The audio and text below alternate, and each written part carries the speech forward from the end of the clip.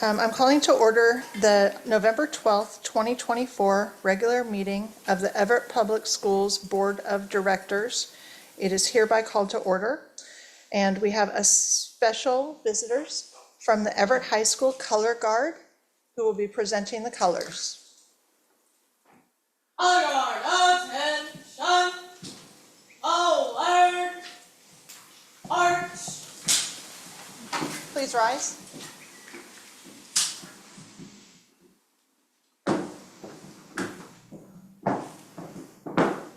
Color guard, halt! Left, face, every colors, ready, hot, present, colors.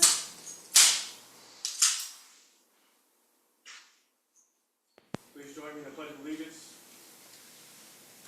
I pledge Allegiance to the flag of the United States of America and to the republic for which it stands, one nation, under God, indivisible, with liberty and justice for all. Every colors, ready, hot, order, colors, ready, hot, right, face, forward, arch.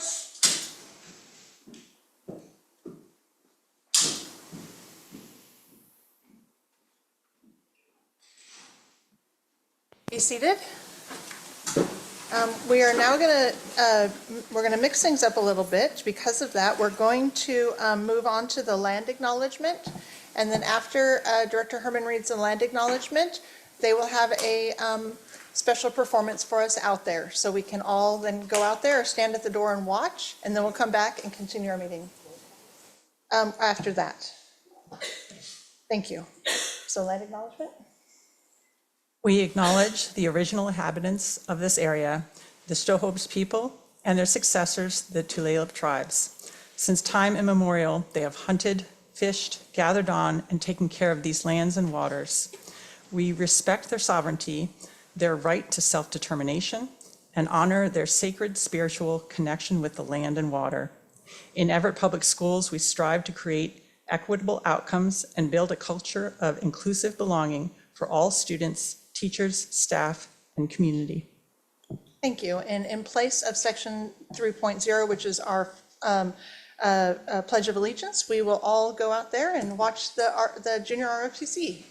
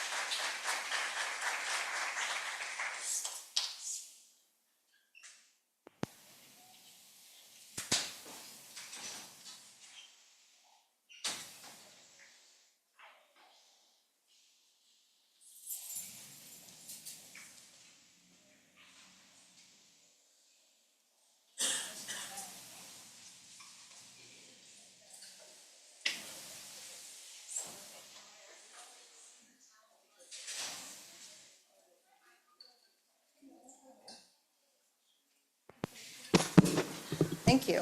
Well, it's an honor to see the talent of our students. We will now proceed to our regular order of business with section 4.0, the roll call. Will the secretary please call the roll? President Mitchell, Present. Vice President Herman, Present. Director Atkins, Present. Director Mason, Present. Director Revelinsky, Student Representative King, Present. Student Representative Corvo Rubius. Present. Thank you. Next is section 5.0, adoption of the agenda. Dr. Saltzman, were there any changes to the agenda after it was published?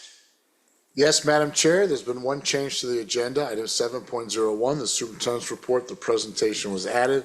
And item 11.09, approval of 2025 contract grant between the schools out Washington and Everett Public Schools will move to December 10th regular meeting. So 2 changes. Thank you. Thank you. That moves us, oh, excuse me. Is there any objection to the meeting agenda being adopted by general consent? Seeing none, the agenda is adopted by general consent, which brings us to our favorite section of the agenda, along with our beginning of our meeting, is recognitions. So we'll begin with our core value champions for October. Ms. Weinberg. Good evening, President Mitchell, Board of Directors, Superintendent Saltzman, and student representatives. Thank you for your time tonight to celebrate our October Core Value Champions, where we are highlighting the core value of learning. Each school in our district has chosen a deserving student to honor. Their names will be displayed on our website for recognition. This evening, though, we are grateful to have core champions representing 3 of our schools right here. The principal from each of those schools will introduce their students and explain why they were selected for this honor. Recognizing their students today in this order will be Marty Chevelin from Penny Creek Elementary, Jacob Ellsworth from Hawthorne Elementary, and Laura Wellington from Heatherwood Middle School. I will ask that principals and students remain up here at the front after you are recognized. And once everyone has been recognized, we will all have you all stand up with the board for a group photo. And at that time, families and friends, you can also join in taking some photos. Again, thank you for your time and attention and support of our students' achievements. And with that, I will call up Marty Chevelin from Penny Creek Elementary.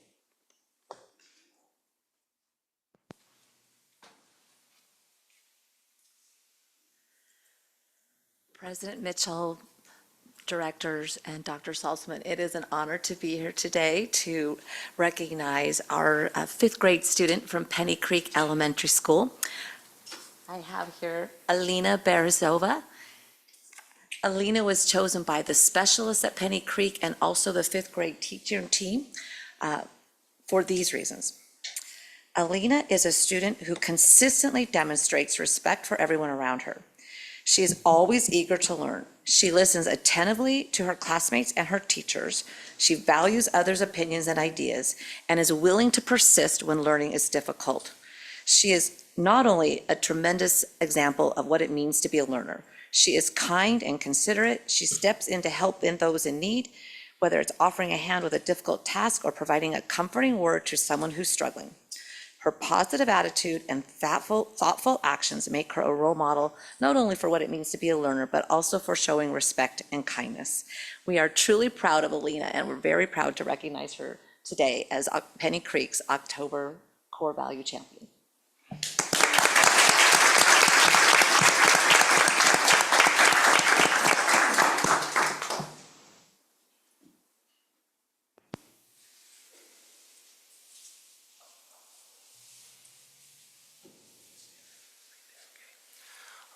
All right. Well, thank you, President Mitchell, directors, Dr. Saltzman, and student representatives. I am Mr. Ellsworth. I'm the proud principal at Hawthorne Elementary School, and I have the pleasure of introducing Fatima Flores, a 4th grader at Hawthorne Elementary, as our Learning Core Values Champion this month. And at Hawthorne, we talk about 3 things as being key to success in learning. It's attendance, trying your best, and celebrating your individual and collective progress in our learning. And Fatima is an amazing example of that. She has perfect attendance at Hawthorne this year. She tries her best in everything that she does. She even took it upon herself to come to all of our open houses this summer to do additional reading. She says that nonfiction reading is her favorite. And she also did our Jumpstart program in August to make sure that she was a head start to going into the school year. She also is an amazing friend, classmate. She celebrates her individual progress and success, but she celebrates everyone's. She's always got a kind word.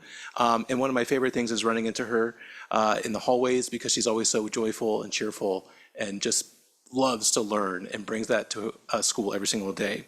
And so we are so thankful to have Fatima here. She's got an amazing family of support, and she has demonstrated a work ethic that is commendable and a good representative for all students at Hawthorne Elementary School.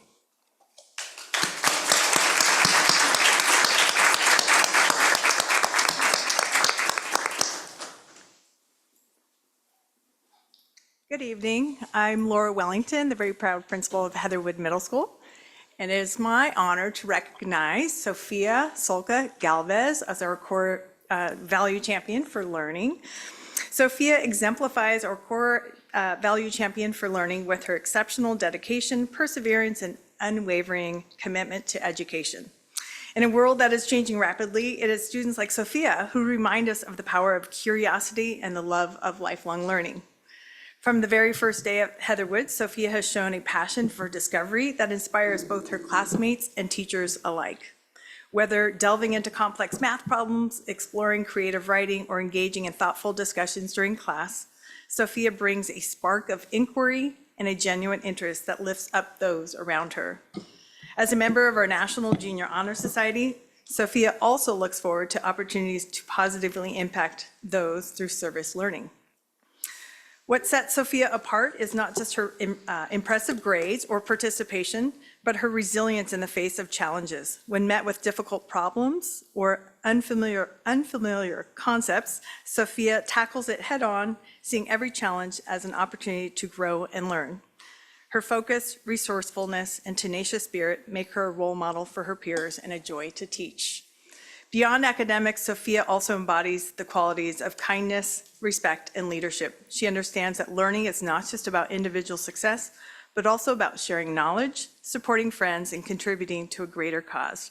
Her willingness to support others with a smile, lend a listening ear, and bring a positive attitude to every situation speaks volumes to her character. Not only does she excel in her core subjects, but Sophia finds great success as a visual and performing artist.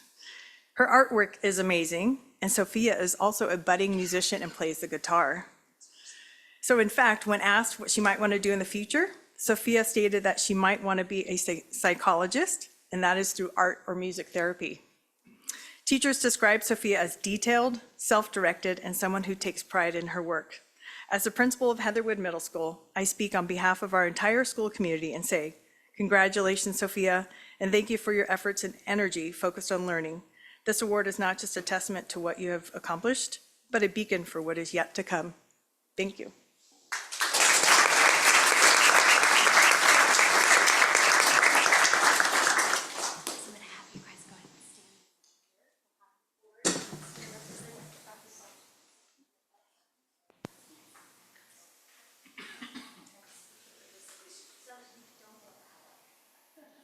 Any family members who want to come up and get photos, please do.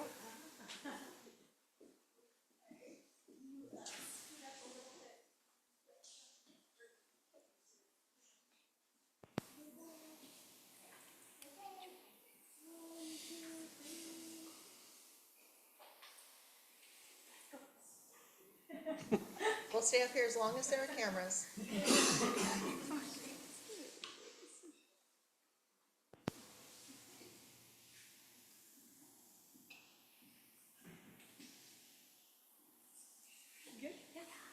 One more. Great. All right. Thank you.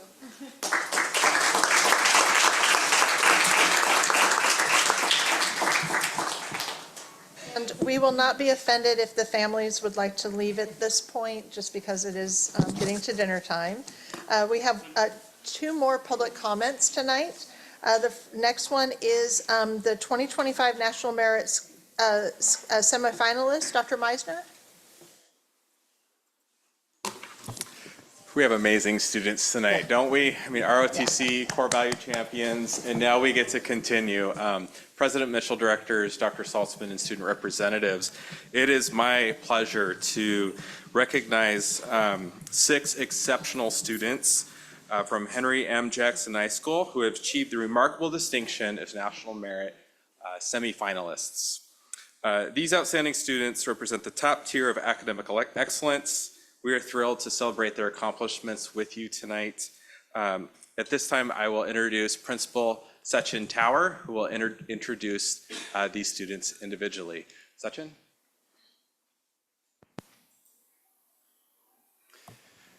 Good evening, President Mitchell, directors, Dr. Saltzman, and student representatives. My name is Sachin Tower. I'm the very proud principal of Henry M. Jackson High School. And it is with great pride and pleasure that I introduce several students, some of whom could not be here tonight, but we're going to start with Sudhir Chebiam. Sudhir, why don't you come on up? Sudhir not only plays, let's give him a hand. Yeah. Sudhir not only plays the tenor sax and clarinet in the jazz band, he is also the driver returning as a senior as a driver for our world-class robotics team. So thank you, Sudhir. Stand over there. All right, and next we have Dhruv Deshpande. Thank you, come on up. To date, Dhruv has taken 19 advanced placement classes, and he has also co-founded DevelopPop, a nonprofit for enhancing computer science education. Thank you, Dhruv.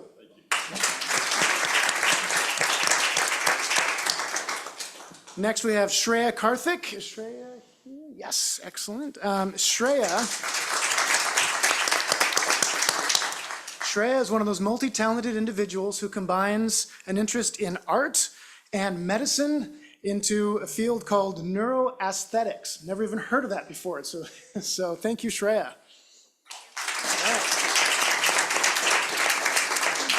And is Nidhi here? Yes, all right, Nidhi Krishna. Nidhi is the president of our HOSA club and is also on the robotics team, is also involved in dance, and she intends to become a surgeon.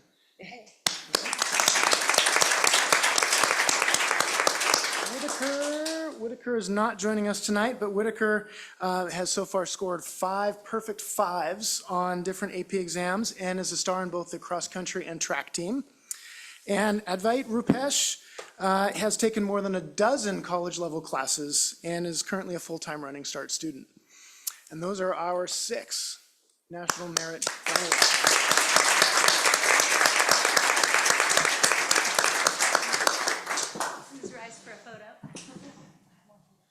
If you guys want to come.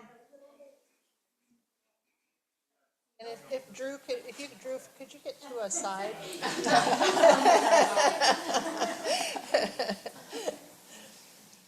Got some height there. Stay up here until the cameras are done.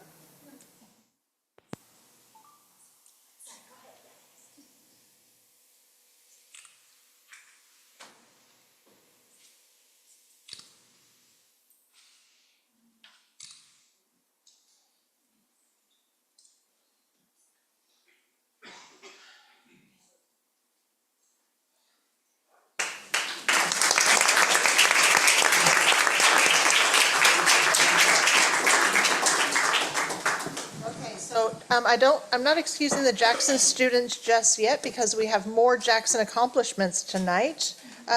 Dr. Meisner. Hello again. It is now my pleasure to recognize Henry M. Jackson School's outstanding achievement as it proudly receives its 6th-year high school accreditation. This is a remarkable and full of effort accomplishment that high schools go through, and their accomplishments reflect the commitment to excellence and continuous improvement that is the hallmark of Henry M. Jackson High School. So with us here tonight, it's my pleasure to introduce the Northwest Educational Service District Superintendent, Ismail Vivanco, and he will walk us through the accreditation presentation.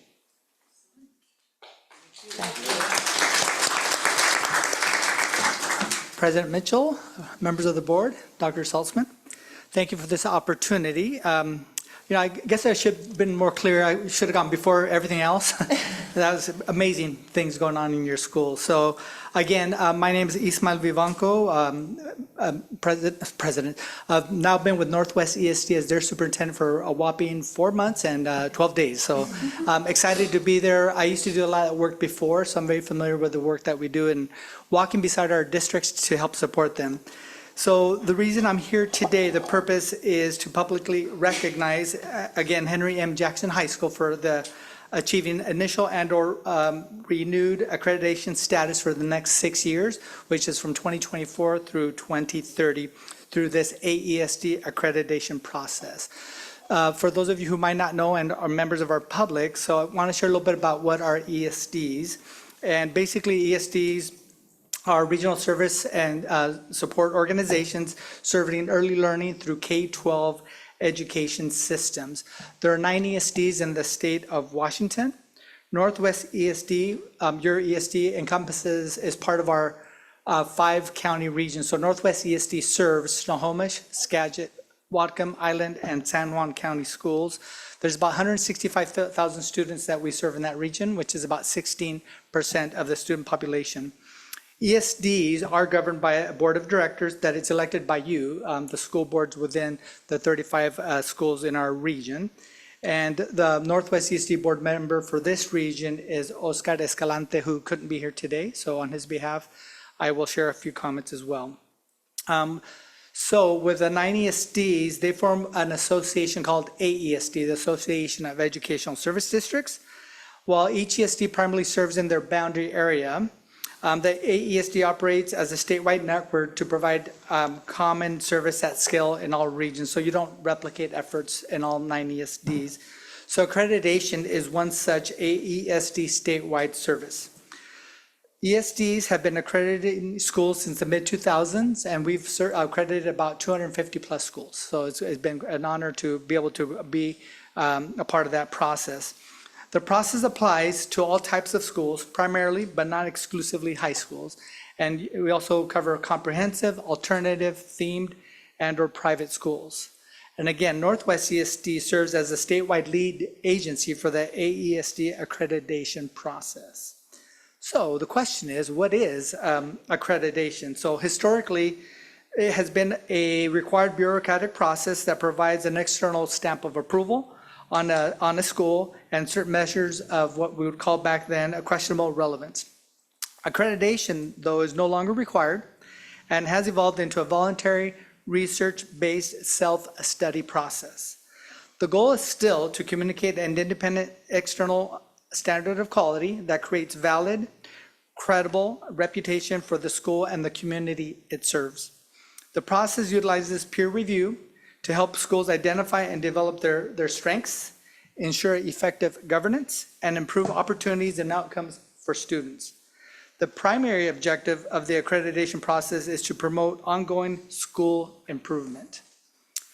Additionally, AESD accreditation coaches work with school leadership to facilitate the development of the school improvement plan, and that is a statutory requirement for each school to have. AESD accreditation coaches are typically retired secondary school and/or district administrators. The process ensures that it goes through this 6-step cycle of inquiry, its action, and implemented that is grounded in 4 foundational requirements, which are data-driven, student achievement-focused, research-based foundation and actions, and lastly, collaboratively determined. So it's in alignment and works with staff, students, and parents. The accreditation process typically takes over the course of a year and culminates in a final approval by a panel of ESD boards where they meet usually in the springtime on this side of the state, usually in Olympia, and on the east side of the state as well in the Spokane area. Once approved, schools are accredited for a 6-year period, subject to a mid-year cycle review in the third year to assess progress and/or adjustments to the school improvement plan. So if it's not required, why do schools want to be accredited? I know one thing I learned through this is that some colleges actually require to see, is your school accredited when they, through the application process. Also, AESD accreditation is a facilitated, coached goal improvement process, which I mentioned earlier. That is a statutory requirement. The accreditation provides an external review and validation of the school's school improvement plan and the process that leads to its development. Accreditation, again, is a statement of accountability to the public. The process aligns accreditation requirements to the continuous improvement of student learning, achievement, and growth. Lastly, the process requires that the school improvement plan be developed, like I said earlier, in collaboration with staff, students, and parents. And it's not just, administratively driven process. And lastly, as part of the final approval, usually the board member shares the commendations at the actual panel. And I'll share with you what was shared at that time for Henry M. Jackson School is to be commended for the following: for strong leadership that asks the correct questions to continue to improve in a traditional high-performing high school, and the focus on inclusionary practices and co-teaching model. So with that, I would like to invite, again, Principal Sechin Tower to come back up and do the formal congratulations. So with that, congratulations on achieving the 6-year accreditation status.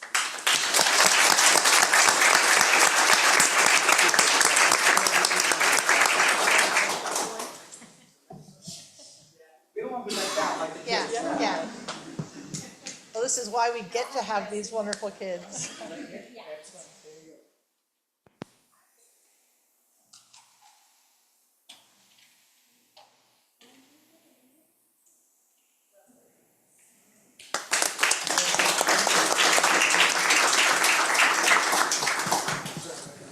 Yeah, so that's, Yeah, his parents were here. Thank you very much. yeah, you're welcome. No, thank you, because just, our wonderful students that are here, just to remind you, as it was said by Mr. Tower about the students, and earlier, the students that just lifetime learning, that your educators and us continue to learn and see how we can get better. So as we move on to the less recognition part of the meeting, everybody that doesn't want to be here, doesn't need to be here, you can go home and have dinner. As much as you might want to stay. Now that moves us on to section 7.0, the superintendent's report. Dr. Saltzman. Thank you, Madam Chair, Board Directors, and to the public this evening. First of all, congratulations to the students and to their parents. Okay, it takes everybody. And to all our leaders, Section Tower, and also to call out to Lance Balla, who was last year's leader. Congratulations to him as well. And to our veterans today from yesterday, Veterans Day, thank you for your service and thank you for making our country feel safe. I'd like to give you my report tonight, and I'd like to give an update on our system, on our Career Technical Education Department to our public. CT, as we call it, is becoming increasingly important in K-12 education for many reasons. CT programs help bridge the skills gap by equipping students with practical hands-on skills that are directly aligned with current industry needs. This is especially crucial as many industries within our region are undergoing rapid technological change and require workers who can adapt to new tools and techniques. Our CTE provides opportunities for students who may choose to enter the workforce right after high school or pursue post-secondary education that is more career-focused, such as technical certifications and apprenticeships. CTE helps students discover career options, develop job-ready skills, and even gain industry certification while still in high school. I want our public to know that tonight. CTE programs help ensure that all students, regardless of socioeconomic background, race, gender, or program, have access to career opportunities in high-demand fields in our area. Over the last 5 years, we have been working to increase diversity in our CTE programs by offering pathways that are inclusive and open to everyone. We have seen significant increases in participation for students receiving special services and our multilingual learners in our CT courses. We have continually strived to stay ahead of the latest national trends when it comes to providing opportunities for students to connect to the growing industries across our region and nationally. This year, we have introduced the Cisco Academy at Jackson High School as part of our Communication and Information Systems pathway. Cisco is the industry leader in providing networking equipment across the world. Also new this year, we are transporting students from across the district to our healthcare academy, which is where we partner with Providence Hospital to offer students experience to help them move through the multiple fields within the healthcare profession. As you know, that's a profession that is well needed in our world today. We're also transporting students from the district to be able to attend our auto technology and advanced manufacturing programs. With all our CT offerings, we continue to increase the number of students obtaining dual college credit to gain jumpstart in the post-secondary careers. As you saw tonight, we have an incredible National Junior ROTC program, and I want to thank our students who are participating this evening at Everett High School. They've also had a busy weekend too, because they participated in 13 Veteran Day ceremonies and events. We are very proud of them, okay? We've also increased our ROTC program this year of student participation of 24 more students. Another update on the National Junior ROTC is that we've increased this program for the 25-26 school year. New this year, we've launched the CT Ambassador Program. Our CT Ambassadors are students in grades 10 through 12 who are advocates for our CT programs. They represent the district at events, participate in our CT Advisory Council, and actively promote the program amongst their peers. The CT Ambassadors Program was established to elevate student voices in sharpening our CT initiatives. These students work to inform their peers about the diverse opportunities that CT provides and raise overall awareness of the program benefits. What better way to recruit than when your students talk to other students? No better way. Key goal of our ambassadors is to educate and empower students through the Everett Public Schools to achieve career readiness. They provide comprehensive information about CT programs that prepare students for success beyond high school. Ambassadors engage our community to highlight the many programs that further education, supporting development, and encouraging participation in the CTE programs. So I want to thank our entire staff and our entire community for supporting the CTE programs, because this is what's happening in our school district. Thank you. Now I want to share with you an update on the voter-approved capital levy project, and tonight we're going to show one thing that was approved to replace the Jackson Elementary School. Guess what? Construction is about to begin this spring. How exciting is that? So you're looking at a photo of the school as it is today. Jackson Elementary was originally built in 1948. Now for the first time, we are sharing the design renderings for the new school with you. And look at that beautiful building. The two-story, 60,000 square foot facility has been thoughtfully designed to support our growing community, and it's exciting to see our vision for modern learning that will come to life. The new Jackson Elementary will offer 26 classrooms with learning spaces designed for all learners, as well as our music and STEM programs. We want to thank our community, our voters who made this possible by approving the 2022 capital levy. We look forward to keeping the community updated as we move closer to the project. We expect a completion by 2027. That is not far away, 2027. And I'm happy to share about a professional learning opportunity for our paraeducators. They recently participated in the Reimagining Recess training, which brought fresh energy and enthusiasm to our recess staff. Over 100 team members engaged in this hands-on session on November 4th and 5th. Excuse me for 1 second. I was so excited tonight, that's why. The training is designed by the Association of Washington Student Leaders to discover new ways to make recess meaningful for our students. The training focused on enhancing kids' learning and well-being through play, equipping paraeducators with strategies to support social, emotional, and physical growth. We are grateful for the dedication of our paraeducators and the positive impact that you make for all of us and all students every day. I'd like to say thank you, a big thank you to our community for making generous contributions to our district. Tonight in the consent agenda, we received a generous donation from Outdoor Schools Washington for $36,375 for View Ridge Elementary School, $27,000 for Jefferson Elementary School for reducing financial barriers for our 5th grade outdoor school experiences. It's a large number that our community gives to our students. We thank you. Everett Public Schools continues to benefit from the Limitless Learning Network grant funded by the Educational Northwest and Bill and Melinda Gates Foundation. This $25,000 annual grant supports strategies to help students transition from high school to post-secondary education as part of a state network to improve enrollment rates. Thank you. Refugee Schools Impact Program, which was supported by a $110,000 grant from Schools Out Washington, funds our partnerships with the International Rescue Committee. This program provides summer activities, tutoring, family engagement, and professional development to help refugee students and families.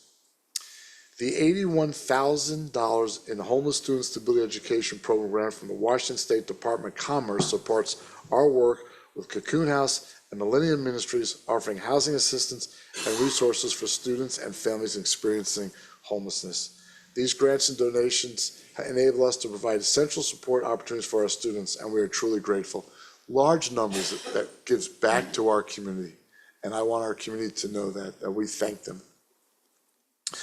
I've got a few more celebrations now. November is Native American Indian and Alaska Native Heritage Month. This month we focus on celebrating and honoring the cultures, traditions, and contributions of Native communities. This is time to listen, learn, and recognize the resilience history of our indigenous peoples.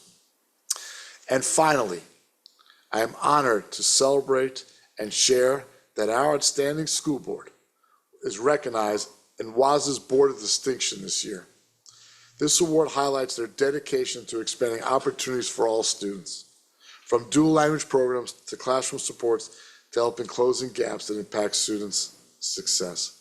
Don't take this lightly. This board works hard for students every day and for this community.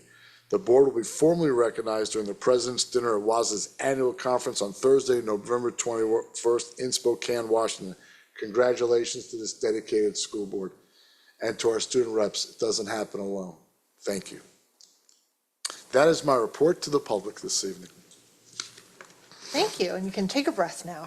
That was wonderful. So now it's time for section 8.0, board comments, and I will begin with Director Herman. Thanks so much, and thank you, Dr. Salzman. That was a fantastic report, and appreciate calling out all of the grants and work that falls under the consent agenda. So those watching the meeting, to make sure to check that out. There's a lot of good stuff happening there. Since the last school board meeting, I had the opportunity to, one of the things was to visit the Jackson Elementary Veterans Day Assembly. And so I want to thank all the veterans, as you've already done, but just want a wonderful all-school celebration. I think our schools do a really great job of bringing veterans in and thanking them.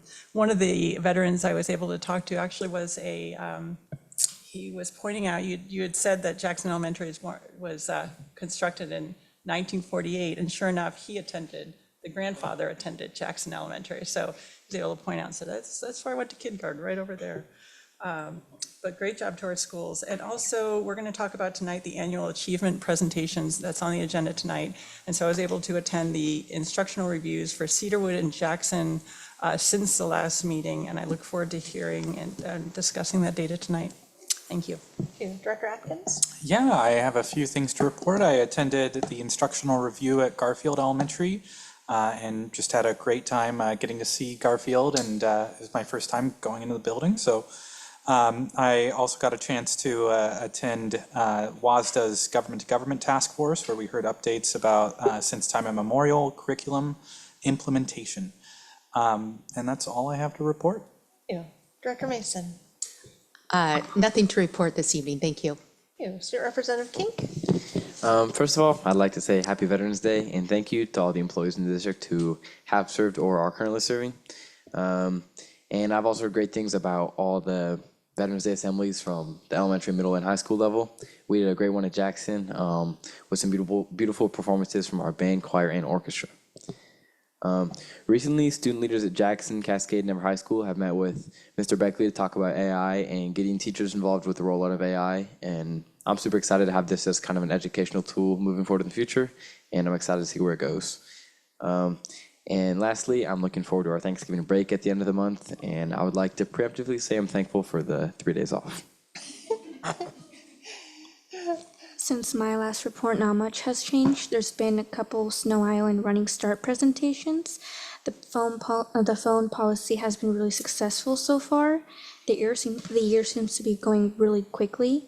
Above all, parents have found Parent Square to be really helpful. For instance, I know my mom has valued it greatly because it allows her to be informed about all the events going on in the school. Thank you so much.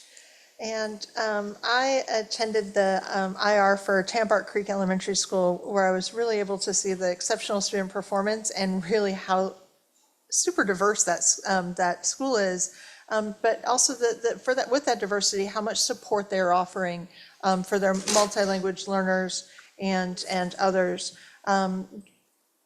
Dr. Saltzman mentioned CTE, so Director Herman and I helped with the preparation of a WASDA State, for a presentation we'll be doing at the WASDA State Conference next week, where we'll be presenting, and I'm using the royal we, the CTE program and how this prepares our students for being college and to emphasize college and career ready.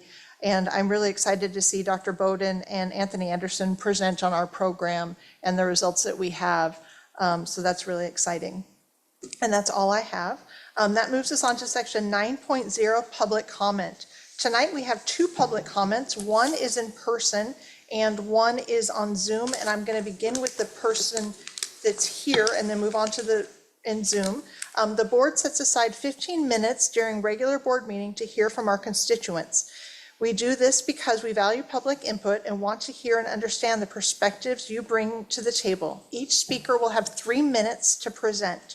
As school board, we conduct our district business in public.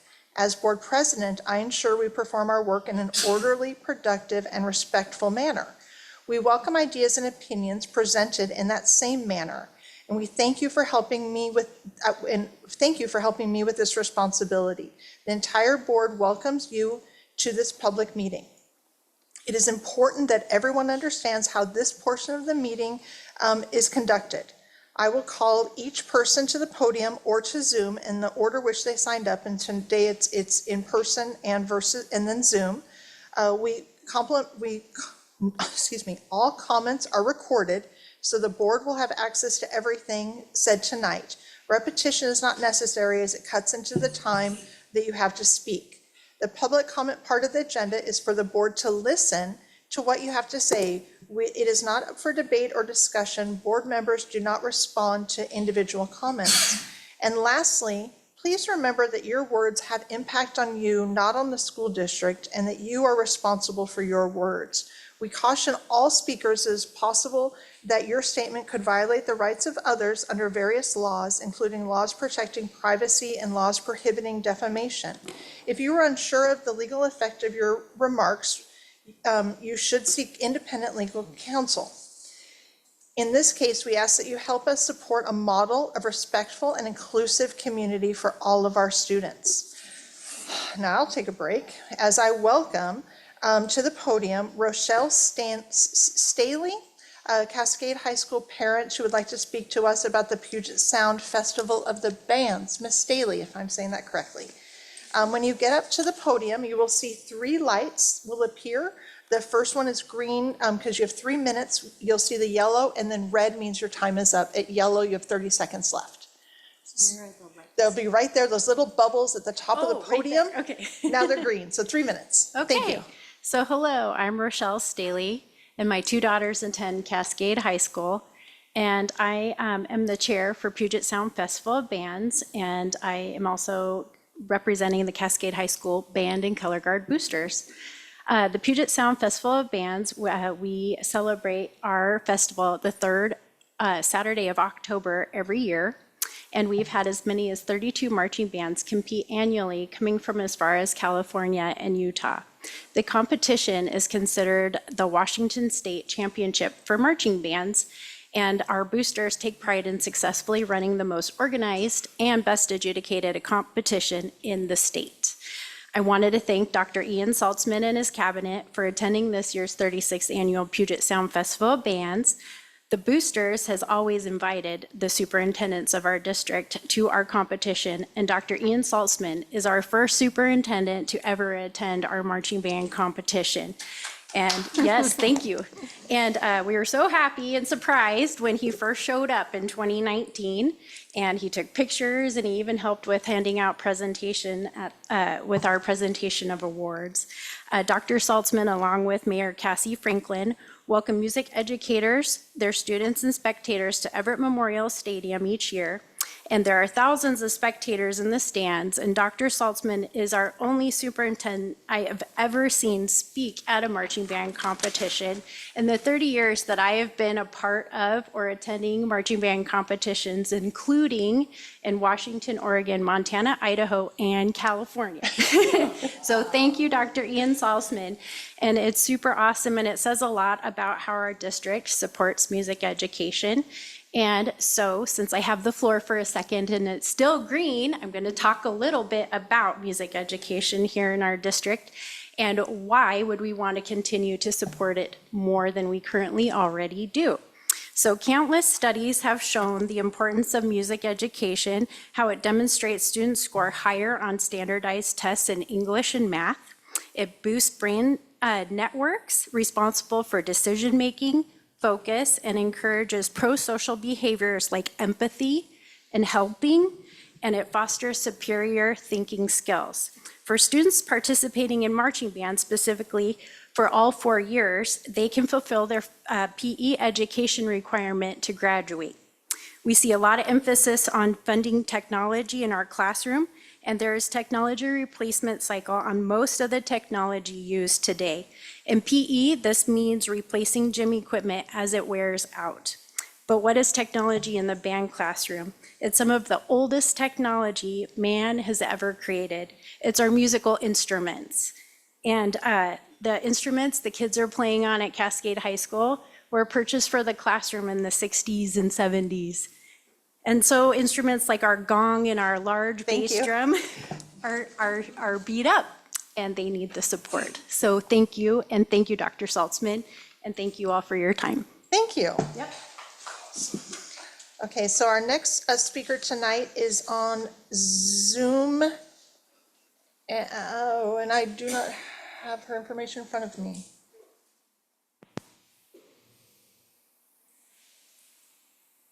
Thank you, thank you, thank you. I didn't realize something was typed up for me.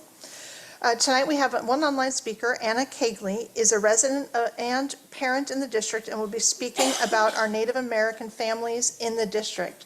So if you could please bring her forward as a presenter. And Ms. Kegley, you will have also 3 minutes, but you do not have the same light features that everybody else has. So I don't know if you have a timer on your phone. But I can you do have a timer on your phone? Yeah.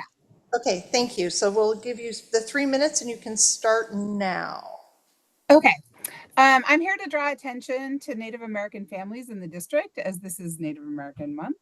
I just wanted to say that every year I submit my Indian student eligibility certification form for Title VI, which is the Education 506 form, to school offices for my children, and sometimes they seem unclear what to do with it. Last year, the district sent out a request, but the link didn't work on phones, only the computers. And after talking to several folks, we got that fixed, but they didn't send out a notice. So I think that we've missed a number of families who tried to submit when the link was broken, which leads to loss of potential funding for the district. I feel the district could do a better job advertising the form and collecting of the data. Secondly, in 2019, I was invited by Dr. Cohen to a listening session with Native families, and one result was a Facebook page for information exchange, which is called the Everett Public School Native Families.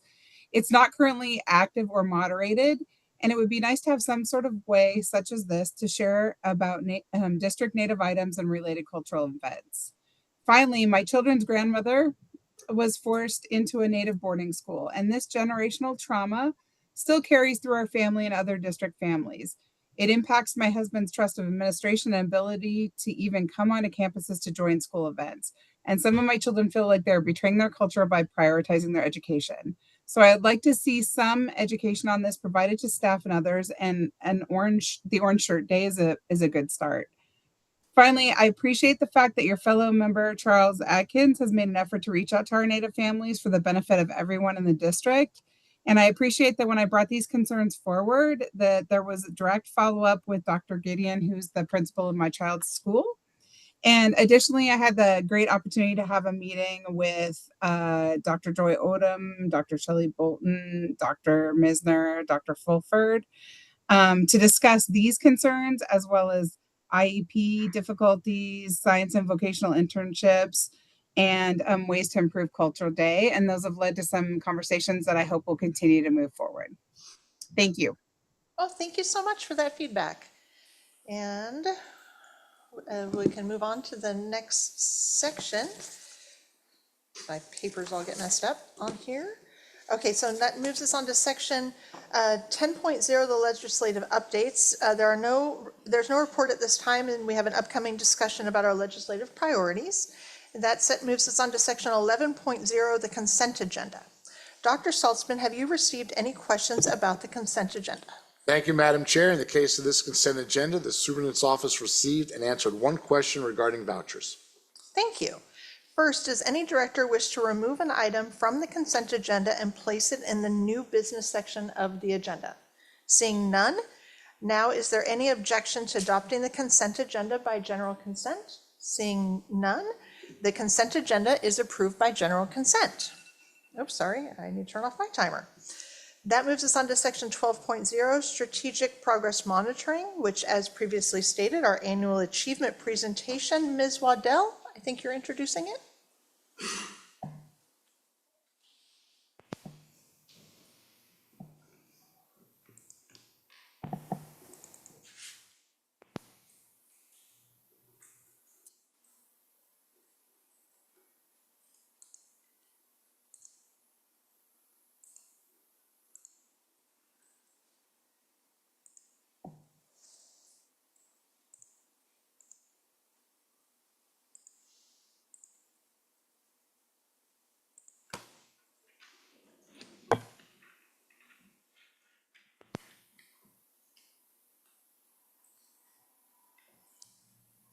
Good evening, President Mitchell, members of the board, student representatives, and Dr. Saltzman. Thank you for having me here tonight. It is my honor and privilege to be joined by colleagues to share with you today the annual achievement report. Today is a day that we need to celebrate our students' achievements while also looking at the valuable insights that our achievement data provides for us. This data highlights our dedication and our collective efforts to ensure that each and every student achieves success.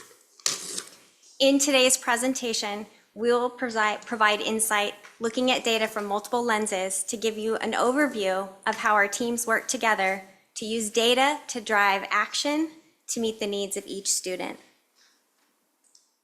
We will look at overall district results. We will compare our current district to the state, as well as our district to neighboring districts. We will look at over trends and student group trends as well. We'll dive into comparison reports and some perceptual data highlights. And we'll move into analysis to action. We'll be joined by our regionals, Dr. Kathy Woods and Dr. Pete Meisner, with three of our amazing building leaders. They will provide real-world examples of our continuous cycle of improvement. But before we dive into data, I want to encourage you to ground our work in this famous quote from a female explorer, Freya Stark. Curiosity is the one thing invincible in nature. I want to encourage each and every one of you to remain curious as we look at data. As a team, we use the ladder of inference as a model to take observable data and move it into action. This curiosity drives our teams into discovery. Our teams select data, they add meaning, they draw conclusions, and they take action. This is not a linear process. It is a loop and it's reflective. Each action results into more data and future actions with the ultimate goal of reducing gaps in achievement. Before we dive into data, I want you to keep in mind that our data represents children, our students. It's one moment in time. There are underlying causes that we need to think through as we dive into this data. Analysis alone doesn't impact change. As a team, we use data to drive steps to improve student learning. It's complex. We need to not only look at standardized data, but we also need to look at formative and summative data results as well, like iReady or common unit assessments. Note this process is circular in nature. Please stay curious as we look at this data. Some of you may have seen the new state framework. This new framework provides insight into the levels of support for students and the needs overall. The new state framework takes the federal accountability levels of 1, 2, 3, and 4 and reorganizes it like you see above. In this new framework, advanced includes level 4, consistent includes level 3 and level 4, foundational includes level 2, 3, and 4, and below includes level 1 only. For the purpose of this presentation, we are going to stay focused on the accountability measures of level 3 and 4, meet standard and above standard. This is in alignment with our commitment to ensure that each student is college and career ready. Let's jump in with curiosity and excitement for what's ahead. We're going to look at district and state comparison trends. You're going to see some amazing results on the work that we've done collectively as a team. This section represents aggregated data. By this lens, we can look at the big picture and identify growth and opportunities. Are you ready? When you look at overall percent proficiency, we've increased across the board. 65.3% of our students met proficiency for the Smarter Balanced Assessment in English Language Arts. 53.9% demonstrated proficiency on the Math SBA. And when it comes to science proficiency for the Washington Comprehensive Assessment for Science, 61.5% of our students demonstrated proficiency. It's pretty exciting. As we jump into look at our results from an English language arts perspective, our scores maintain steady with slight increases at third grade, 2.6%, and fifth grade at 3.4%. Though most stayed consistent, there was a slight decrease at seventh grade at 2.1% overall. When we look at math from a grade level perspective, it maintains consistent scores across the board. And look at these gains. 4.6% at fifth grade, 3.2% at seventh grade, 4.8% at eighth, and 3.8% at 10th grade. Can we just sit and celebrate this for a moment? And check out the trends in science proficiency. We saw a huge growth at fifth grade with a 7.5% in proficiency, with great strides at 3.9% increases both at 8th and 11th grade. As we look at our general performance relative to the state, Everett students outperformed those in the state in every grade level and content area. And as you look closer, 14 out of 17 of those areas, our students outperformed their peers by double digits. Let's keep the celebration going. When we compare our students' percent proficiency differential between Everett students and the students in neighboring districts in all tested areas, our students outperformed their peers in 5 of our neighboring districts, all except for North Shore in ELA and math. As we remain curious, let's look at this from a clarity, context, and candor perspective. Our clarity is that our students outperform their peers in neighboring districts in every content area and grade level. The context is we want to diminish the predictability of poverty on student achievement, and in many cases, our students significantly outperform their peers in districts with similar and lower free and reduced lunch rates. Our candor is the fact that, like math, 5 out of 10 students are not yet meeting high standards of achievement. It is imperative that we continue our work.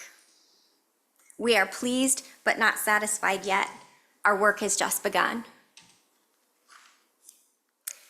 As we transition to look at smarter balanced assessment proficiency rates when it comes to English language arts, we see general upward trends at 3rd grade, 4th grade, 5th, 8th, and 10th grade. Keep in mind, this is different groups of students over a 3-year period.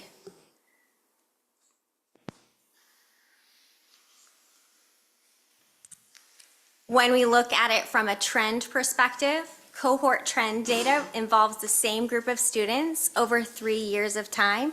This lens provides us an opportunity to see out how students are progressing from year to year. This is the type of trend that we're looking for, that upward momentum. There's a 6.6% increase from 3rd to 5th grade. Now let's look closer from cohort data from 6th to 8th grade. We see an encouraging increase from 6th to 7th grade, with a slight decrease from 7th to 8th grade. This gives us good information to look at. Our students maintain proficiency as they increased rigor from 6th to 7th grade, and this gives us an insight into the fact that we might need additional supports as they transition to increased rigor and complexity from 7th to 8th grade. We are committed to provide the support necessary to meet the needs of our students. When looking at cohort trend from 8th to 10th grade, look at that 10.1% increase. That's what we're looking for, that significant growth. That is a true accomplishment of the hard work of our students and our staff across the board. Now we're going to transition to look at 3 years of data when it comes to math proficiency rates with the Smarter Balanced Assessment. Remember, this is different groups of students across time. You're going to see a general upward trend across the board. That's what we're looking for.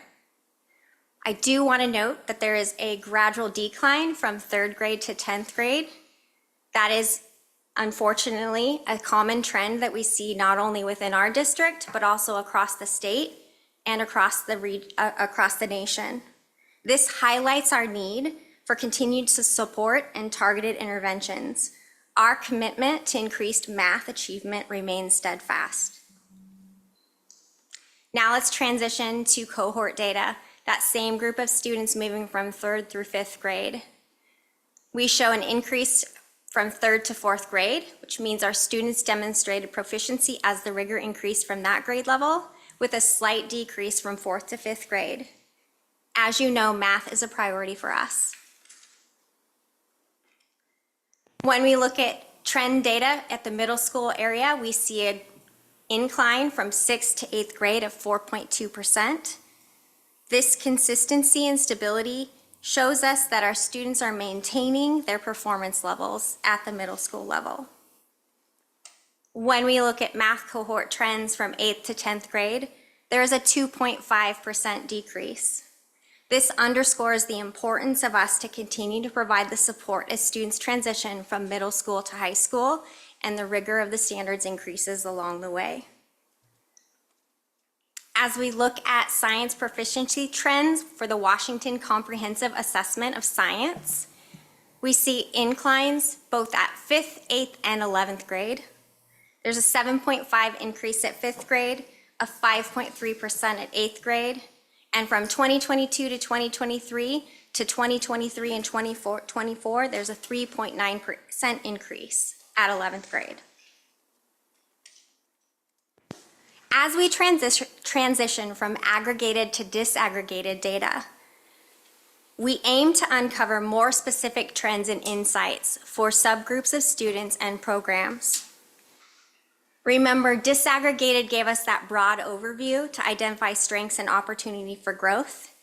Looking at student trend data helps us tailor interventions to meet the needs of each student. As we go into this section, keep in mind the size of the group impacts the variability of scores from year to year. The overall N sign could increase fluctuations from year to year. For example, let's take the tested graded areas and 2 kids across all tested areas. Let's say 2 kids moved from proficiency to below standard. If we look at the district as a whole, that would reduce the overall percentage by 0.2%. If we were to look at that same change of 2 kiddos per tested area for our American Indian and Alaskan Native group, we would see a change in 43.7%. If we were to look at our Native and Hawaiian subgroup, 2 kids at each tested area, you'd see a 13.2%. This differential is impacted by the size of the group. Please keep this in mind as we're looking at the data and remain curious. As we look at English language arts proficiency trends across all grade areas, we see general increases in these subgroups. We also see 2 areas of focus that we need to pay attention to and dive deep into to meet the needs of our students in these areas. When we look at math trends in all grades, check out the upward trend. And when we look in these subgroups, there is an increase from 2023 to 2024 as well. When it comes to science proficiency trends across all grade levels, upward trend in every subgroup with some slight fluctuations.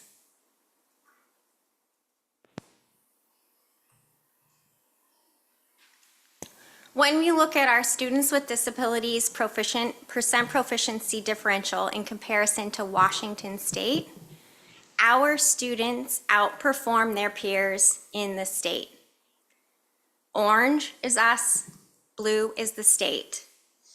For English language arts proficiency, math proficiency at the SBA, and science proficiency on our WACAS, our students outperform their peers across the state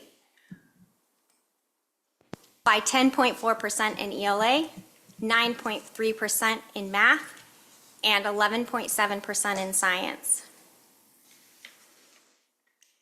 Keep in mind, we're pleased but not satisfied. The data still shows us that 3 out of 10 students are not demonstrating proficiency yet when it comes to ELA and science proficiency. And 8 out of 10 are not showing proficiency yet in math. Our work is still here to be done, and we are committed to this work to meet the needs of each and every student. As you know, when it comes to our multilingual learners, they're assessed annually with the WIDA Access. This is an assessment that occurs annually to assess their overall progress on proficiency and growth in language acquisition. It occurs from kindergarten through 12th grade. Orange shows our percent progressing, blue shows our percent proficient. As you know, proficiency is when they exit the program and they're no longer receiving the services. They've shown that they've demonstrated language acquisition. Percent progressing shows that they're progressing through the rate that we want them to see. Our students increased proficiency and progress across all years, all 3 years. When we compare ourselves, our multilingual learners, percent proficiency in comparison to the state, we're orange, the state is blue. We've outperformed the state all 3 years. And when you look at our growth, our students are growing at a faster rate than the students across the state. This is a huge accomplishment. Our work is impacting our student achievement.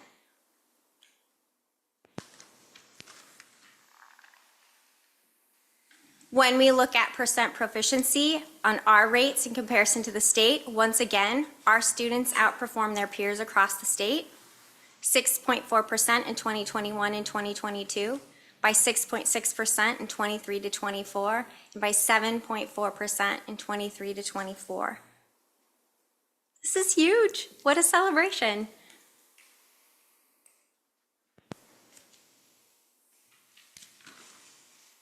As you can see, we have many celebrations across the state.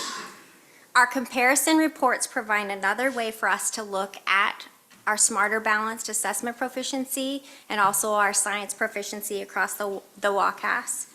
It gives us our relative performance in comparison to other schools similar in size. And as you know, we are in the business of eliminating poverty as a prediction of student achievement. And in order to do this, we need to make sure that our system is in alignment. We are proud of being a part of Everett Public Schools because we have a clear strategic plan that lays out our key priorities and what success looks like. Our school improvement plans and our instructional reviews and action plans lay out the groundwork for this work. Our amazing staff utilize the power of the PLC, our professional learning groups, to dive into the data to take action to meet the needs of kids, all resulting in increasing student achievement and closing gaps. And I'm happy to say that the data supports this. In this comparison report, schools are ranked by their meal status, qualifying from high to low based on their overall free and reduced lunch rate. In this, we're ranked 8th. Schools are also ranked based on their overall proficiency rates across the SBA ELA in math and science proficiency rates. We are ranked 8th with a 44.5% free and reduced lunch rate. And yet, our students demonstrate proficiency at 5th across the board. That puts us in between Bellevue and Seattle, where they have a 24.3% and a 34.3% free and reduced lunch rate. We are in the business of eliminating poverty as a predictor of student achievement. When we look at it from our middle school perspective and the largest 25 districts, once again, we're ranked 8th. Our overall proficiency is 6th, with 5th at 7th grade. This is huge. When we look at high school and compare our high school performance with the largest 25 districts, once again ranked 8th, and yet our students' proficiencies put us at 6th for ELA and math proficiency at both 10th grade and 1st for our science proficiency. 1st for 3 years in a row.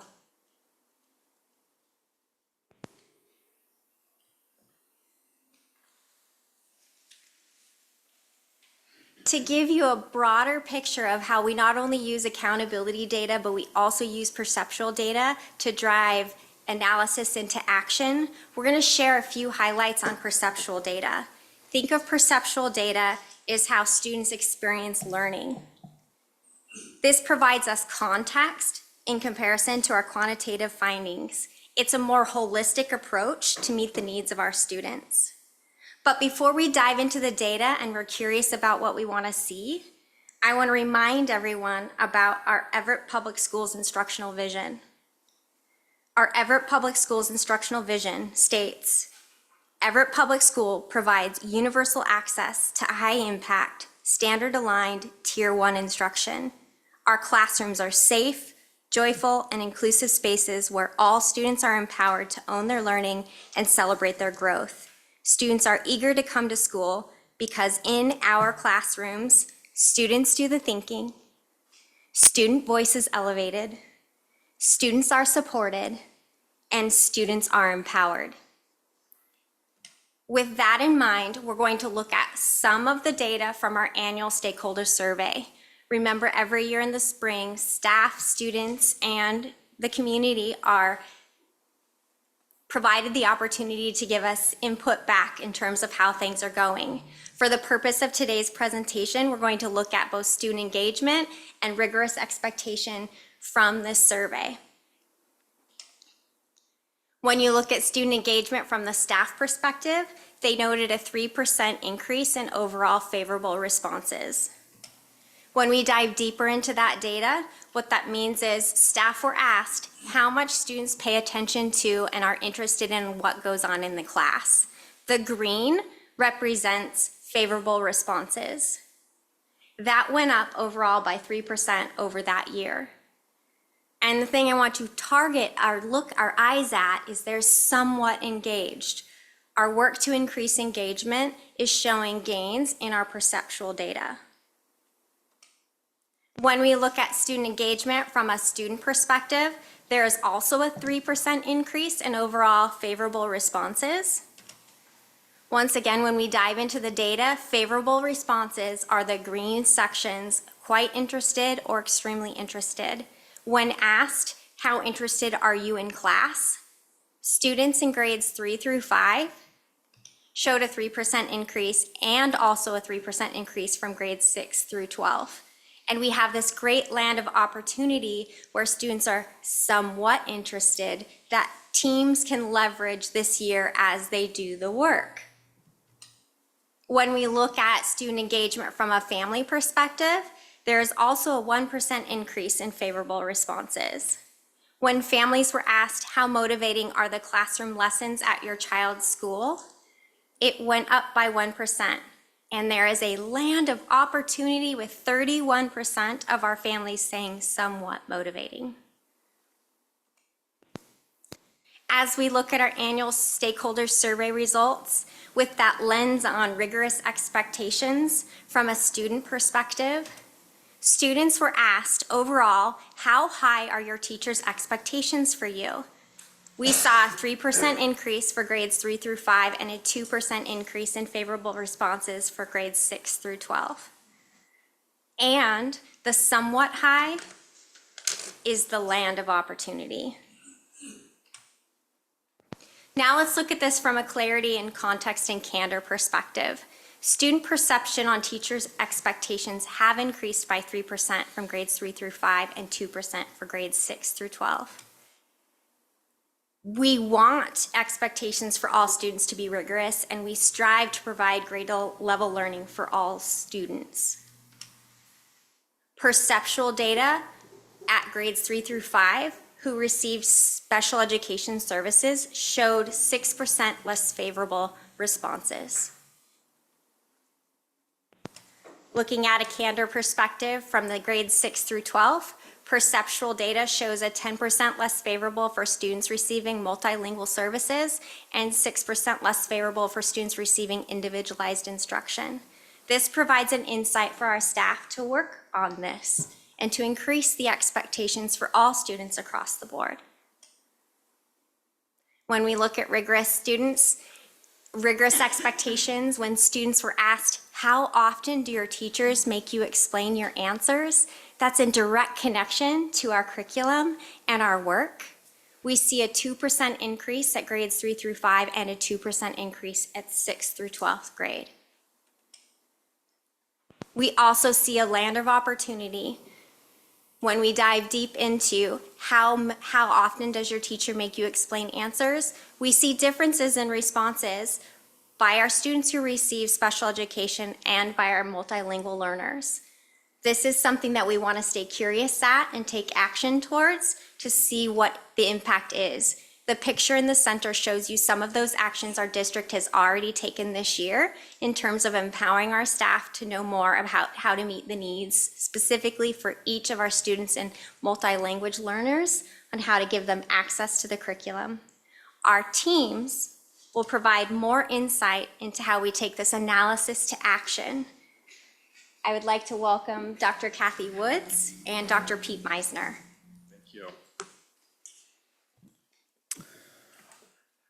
Let's first start by saying how proud of our students that we are for all the growth that we're seeing for their achievements. We are proud of our teachers, our paraeducators, our coaches, our facilities and operational staff, our families. We saw the recognitions at the beginning, and we just want to bring this community, it takes a village, for all of the successes that we're having with our students and where we're going. This section of the presentation will describe what we're doing about the data, how we're building upon strengths, and how we're addressing the lands of opportunity and the needs that we have. We'll provide an overview of a process that we use, a continuous improvement process. The stars of the show, though, are with us right over here. We have 3 principals who will share school-based examples to just provide more clarity and specificity to moving from analysis to action. All right, so this is the bubble chart that Dr. Woods and I often refer to. And this is a summary of a continuous improvement process. And it starts at the bottom. You see number 1, student data overview, and then it moves to digging deeper with student data. You're hearing that digging deeper tonight. Digging deeper means connecting multiple sources of data. It means connecting the data over time. It means adding context in terms of comparisons with other like schools or like districts. Digging deeper also looks at student groups. And then priorities start to emerge, trends start to emerge, and they become more reliable the further that we dig. So how do we do that? We provide what we would call semi-structured time with our leaders to engage in the data. We put them together with the data. They help each other make sense of it. We support it. We have a lot of tools, as you're familiar with, Performance Matters, Panorama Success Platform, many others. And we provide that time for leaders to, starting in June when these data are preliminary, but are coming in. And we work on that over the summer. And constantly we're equipping school leaders to not only engage in the data for themselves, but how do they engage their school communities, particularly their leadership team. Leadership teams, teachers, staff, educators are closest to the students, they're closest to the classroom, and we want to make sure that they are equipped to go through these processes to make sense of the patterns, trends, the needs, and the strengths. So this is part of our continuous improvement process that we go through. And Dr. Woods. Thank you. It really is an honor to be able to present this evening and to be able to focus on the practices that our school staff are engaging in to ensure the best and improved experiences for our students and increased achievement for our students. So once the school team, as Dr. Meisner described, once that school team has done that deep dive into the student data, they work to identify the adult practices that need to be put in place or to be improved to close an identified gap or to address an identified student need. So think back to the presentation and that ladder of inference, and they go up to looking at actions, and then they go back down and they say, well, what do we need to do here and what do we see? So they're constantly, we talk about it being a cycle here or that going up and down the ladder. It's a constant evolution and always with students at the center. So the adult practices include both leadership practices and teaching practices. This fall, they've included a significant amount of work to continue to distribute leadership. So not only centered on the principal and assistant principal or instructional coach, but all the instructional leadership team members and then out to their professional learning communities. So that the teachers and staff on the team function as leaders of teacher teams. They plan and design instruction and monitor student learning progress by analyzing common assessments that are aligned to grade level standards. Schools are using that analysis to plan instruction during the school day and to provide extended day and other interventions for students who are not yet at standard. Leadership, instruction, assessment, analysis, and interventions are all adult practices that make a difference for students. As we discuss the adult practices, the focus is on being purposeful and intentional about the leadership and instructional practices that result in a more positive experience for students and result in higher achievement by students and closing gaps. It really was a joy to see the students and hear the recognitions we heard earlier this evening. And it's important that we always keep students at the center. It is so fitting that we recognize the core value of learning today as we are looking at and focusing on student achievement. So now I'm excited, and we're excited to have 3 principals share how they are responding to data at the school level, how they engage their staff in analysis and move to the important adult actions that will lead to improvements in student experiences and achievement. So we're going to start this evening with Principal Elizabeth Kelly, who's going to talk a little bit about that response to data at Lowell Elementary School. Thank you, Dr. Woods, and thank you. It's an honor to be here representing the Lowell Leopards.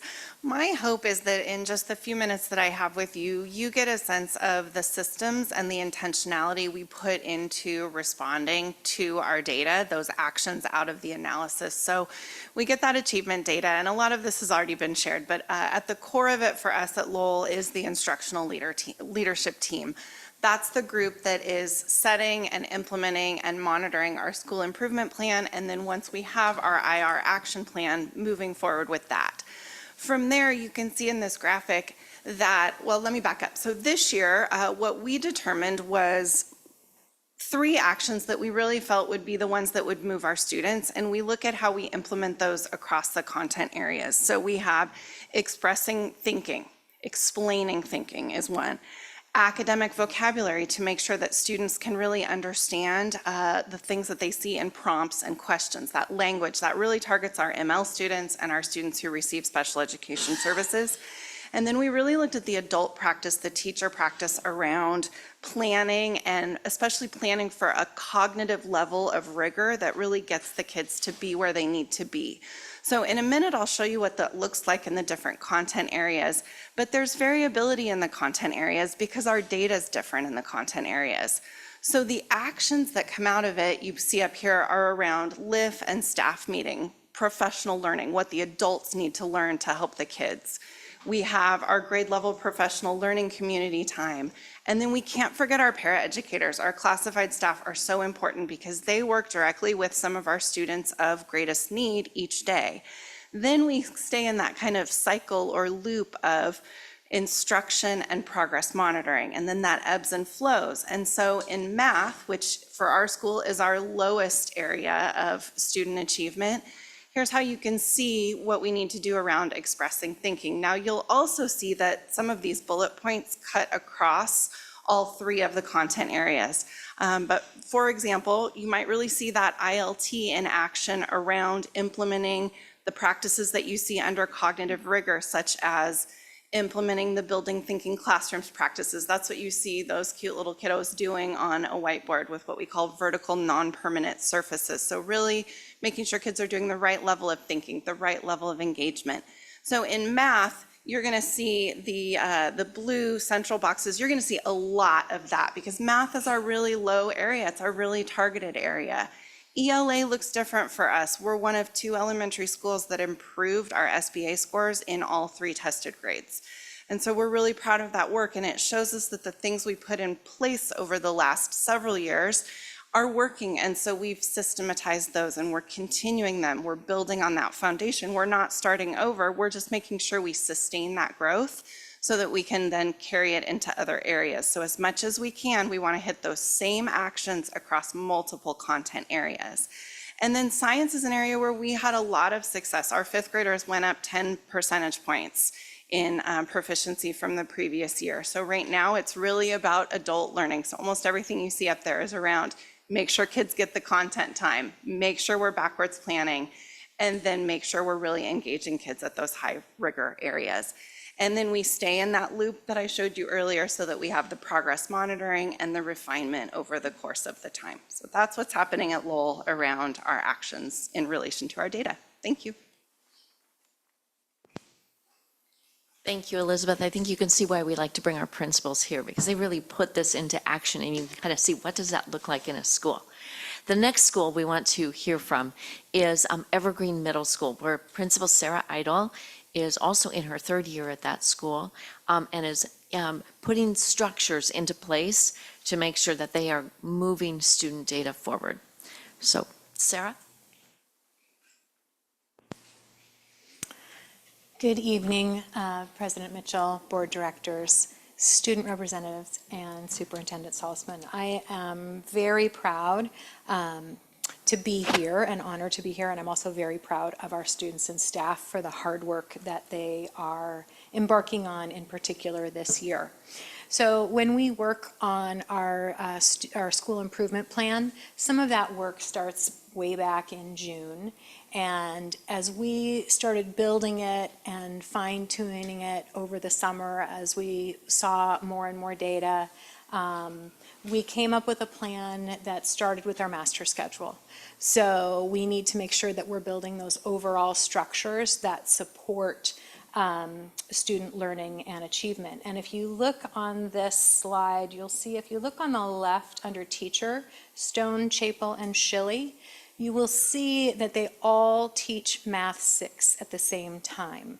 There is another Math 6 during the third period, but first and second periods, they all have Math 6.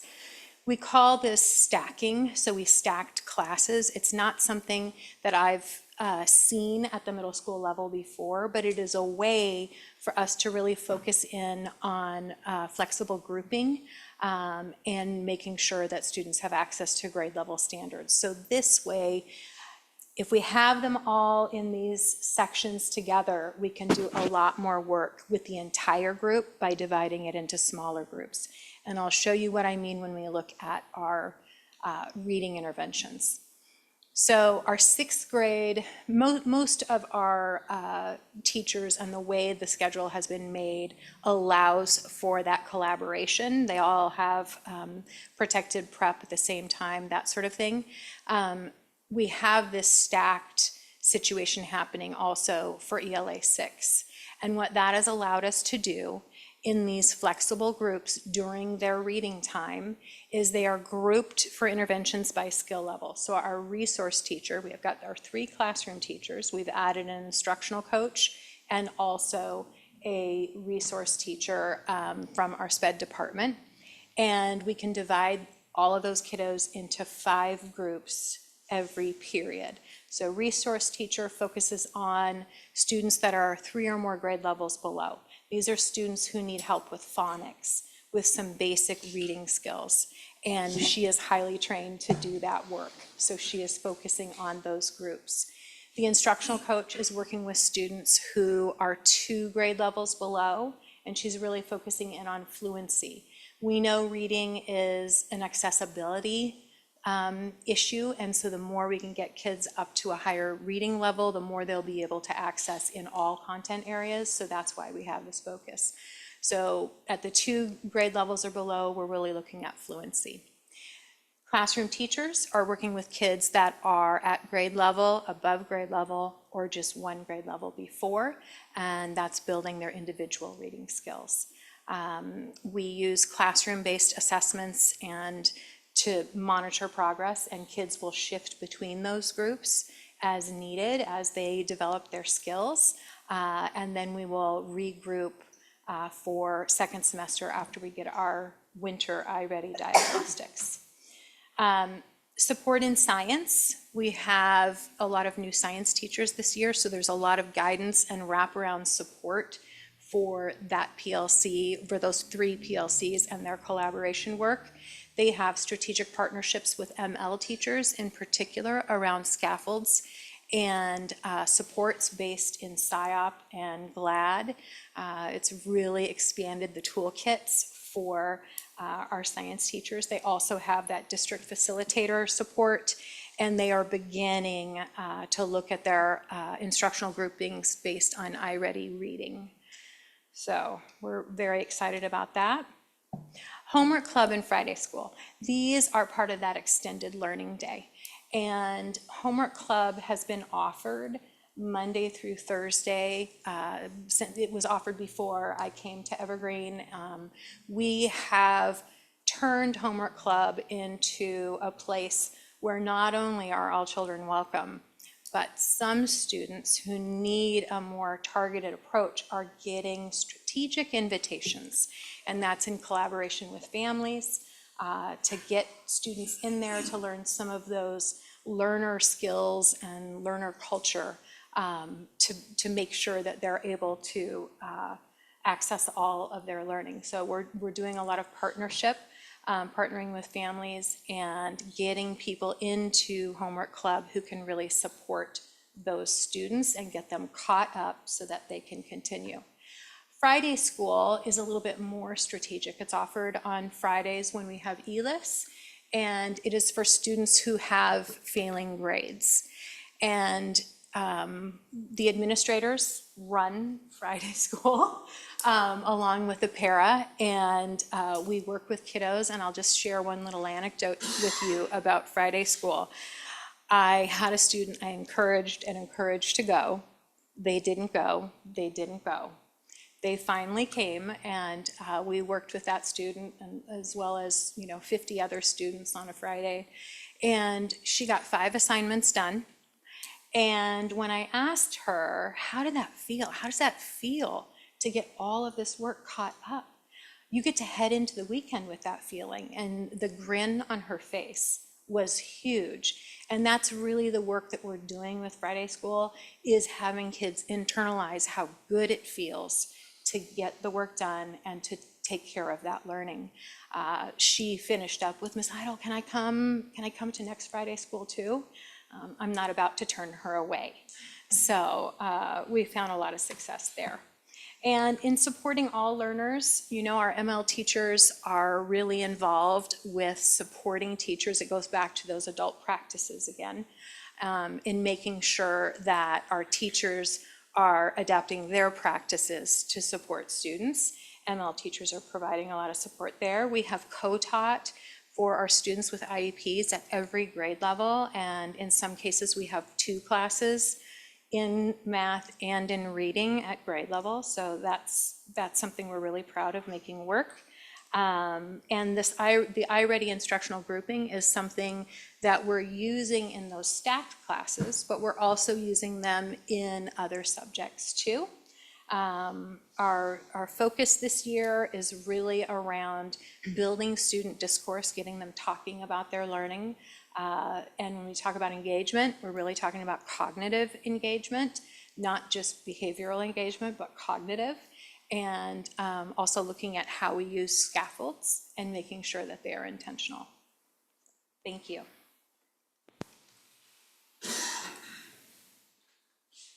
All right, we've had an example from elementary and middle, and now I get to introduce the example from high school. As you listen to this example, be thinking about the importance of teaching. Imagine just a really big high school. How would you get to all the different staff, all the different educators, all the different teachers? So it's the importance of team. And that logic holds at even a small elementary as well, but even more important at a comprehensive high school. So just be listening to that theme, be listening to how teachers, staff will respond to the data, working collaboratively, be listening for what they need to learn, what they need to innovate, what they need to try, and how do they apply a lens for closing gaps among student groups for the purposes of working with teams. So with that framing, I'll invite Mr. Tower once again to the podium. Hello again, President Mitchell, directors of the board, Superintendent Saltzman, student representatives. I hope you're not getting sick of me yet. So my name is still Sachin Tower, and I'm still the very proud principal of Jackson High School. And tonight I'm very excited to tell you about our progress and our results and our future plans for school improvement, and especially how those center around intentional collaboration.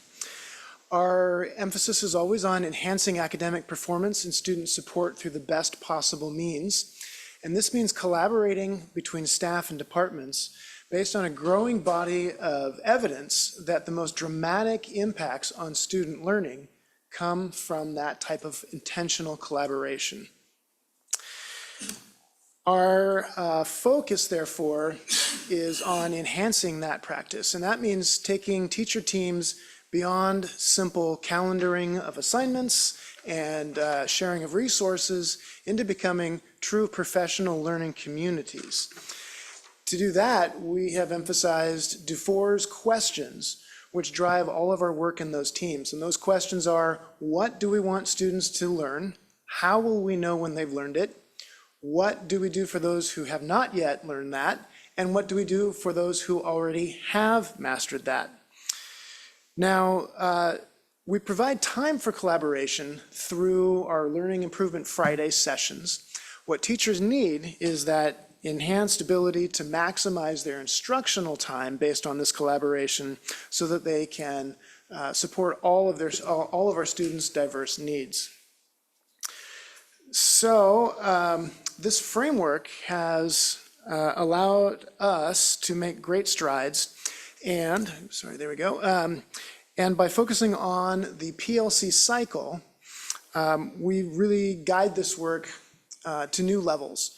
The PLC cycle consists of several steps. They begin with identifying essential standards, writing and communicating those student learning outcomes, creating and giving common assessments, analyzing the assessments and results, applying interventions and extensions based on those results, and then repeating. And repeating is the key.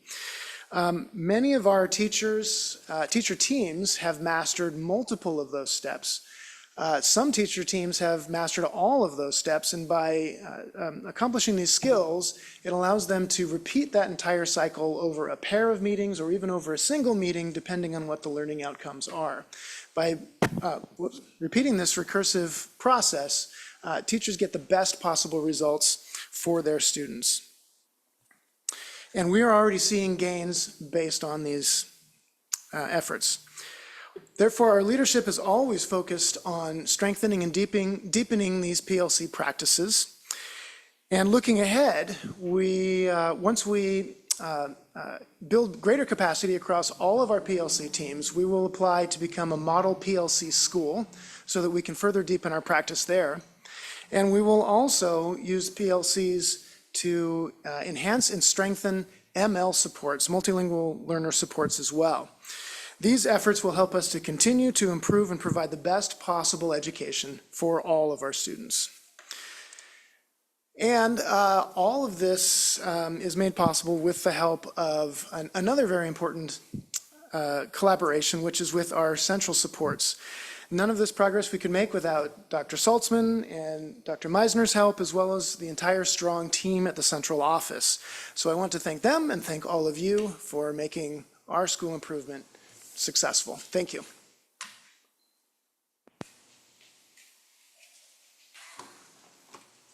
Okay, this is our concluding before discussion questions. Returning to this slide, and we thought it was so important because where does it start for us? The first bubble at the top, it's the strategic plan. We have priority outcomes, and you heard lots of data tonight that reflect our priority outcomes, ensuring third grade literacy in general, right? Improving math, science, reducing gaps among student groups. So our strategic plan guides us with the outcomes that we're focused on, but also the strategic themes that help us to get there. We hope you heard tonight, especially with our amazing principals who came tonight, about how it flows to the school level. All of the things you talked about are written and planned within the school improvement planning document, and how early we start that. Remember, it's into June, if not even before. And then you even heard reference to tonight about how it's fall time, we're in motion, and we're doing instructional reviews. We share the data overview with the team, we do the classroom walks, we narrow the focus even further with the 3 big rocks for improvement, and then what are those action steps? All again, starting with a strategic plan, driven and anchored by data, with a collaborative approach for continuous improvement. We're hoping what you heard from the principals is that they are really using this process, that they are using it, and it's a cycle. It never ends. I think Mr. Towers said, repeat, a recursive, I don't know how many times he used words that just absolutely show that this is a continuous learning and continuous improvement model. And the goal is what you see on the left-hand side of this slide. It is eliminating poverty as a predictor of student achievement.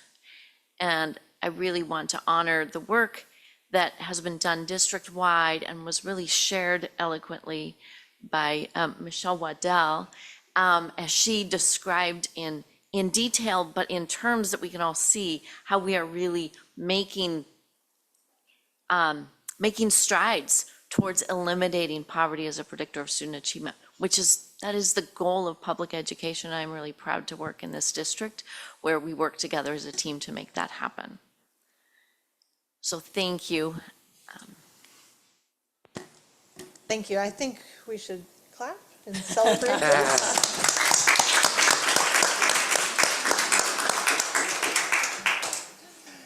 Are there any questions or wonderings, as we were asked to be curious? Nothing from the students? Yes, Director Herman? No, Vanessa, no. Well done. It is really exciting seeing the improvement in the scores. And I think, Dr. Woods, it may have been you years ago, numbers to names, recognizing that each group that increases represents real students there. I was interested in stacked classrooms. Interesting if that's something that that is sort of a new philosophy in doing that. How long has it been used? And also, I'm imagining that those classrooms are physically located near each other so that the teachers can collaborate. I really like that intentional collaboration from Principal Tower. That is a way to move forward. Yeah, thank you for that question. What Evergreen Middle School is doing is very similar to what elementary schools do all the time. We have a math block in 5th grade. We're all teaching math at the same time, so we can push in supports to them all at the same time, and it's predictable. And it lends itself towards collaboration. So what they have done with their schedule is just design it much more similar to an elementary schedule, and that, okay, this is when, we can't do it entirely, but this is when we've got sections of 6th grade ELA, so that then we can push in extra support with the instructional coach and the resource teacher to make sure that the students then are in smaller groups and they can get that highly skilled teacher who can teach them phonics. And so that doesn't take away from their tier 1 grade level instruction. In fact, it just supports it and gives them scaffolds. So haven't seen it done often in the secondary school, but we're excited about the engagement that students have and the possibilities for how that will improve. Absolutely. Thank you. Yeah, and I'll also be curious, the model PLC school, and what practices might we learn from that could be applied to other future work? I'd be happy to speak a little bit about that. That's through an organization called Solution Tree, which is also a publisher, and in close conjunction with Robert Dufour and the others who created this concept of the PLC. It's essentially a larger rubric so that we can really get down to showing what we do well, but then also identifying, okay, where are our areas of growth so that we can really maximize what we're doing in those PLCs. It'll essentially be a way for us to up our own difficulty level when we're ready for that. Dr. Atkins, any questions? Okay, I actually have quite a few. First, I'll start with just some real good praise. Those high school science cross big districts, we really need to celebrate being the top and, eliminating that poverty. And then when I looked at your, while it's 2% increase on, it was slide 43 on the rigorous explanation of answers, or rigorousness, but how the students explain their answers, 2% increase. But when you're at elementary school, 83% of the kids already believe that they're being asked to talk about what they know, how they know, and versus the 62% of middle school, just to celebrate that, 83% of the elementary school kids feel like their teachers challenge their knowledge. So I think that should be just celebrated. And then for Lowell, just a complete call out for being one of 2 schools with those ELA results. Just congratulations to your staff and your students for all their hard work. And then lastly, for compliments for Evergreen with that Friday school model. Just really, really strong work being done. And then for Ms. Waddell, just a clarification question. So we went through the advanced and the other things, so 4, 3, 2, 1. How does that equate to proficiency? Is proficiency a 4 or is proficiency a 3, 4, or how does the language use, please? That's a great question, thank you. The state is taking any student who demonstrated proficiency at level 4 and including them at that top level, the second level, and the third level. So the same group of students are being placed in each of those levels. So 63% of our kids in one group are proficient. Are they level 4 or are they 4, 3, 2? 3 or 4. Okay. Because that's what, I appreciate the sort of candor with, and it's what I like about these presentations is we're not resting on our laurels. We are saying we're not meeting the needs on average of about 40% of our kids, not 100% not meeting them. They're at a 2 or maybe even a high 2, but that with those principal presentations, talking about the systems we have in place. But it seems like for a number of years that we've been doing these reports, we sit at 40% of kids not being served. And I just wonder, what are we really, I see so much work, I see so much great work, I see so much celebration. How have we not managed to move that 40% over most of the years I've been on the board? I know it's a challenging, hard question, but not one that needs to be answered here, but I really, that 40% is just a shame. So I appreciate all of your work.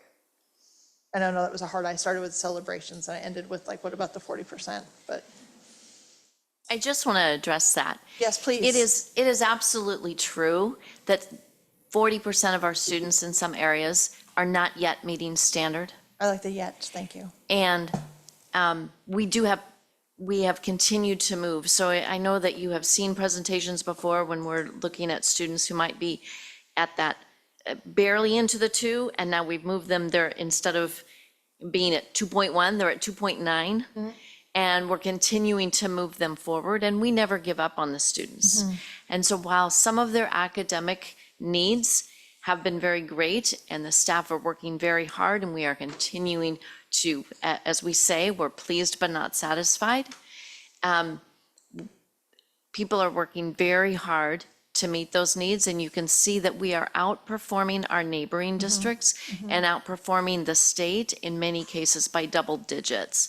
So while we continue to work on making sure that we are meeting those students' needs, we are pushing students forward, and there are the collaboration of the teams that are working together to make sure that we do not lose sight of any of those kids, that each one of these pieces of data represents a student with names, strengths, and needs, that we know them by name, and that we will continue to work with them to make that happen.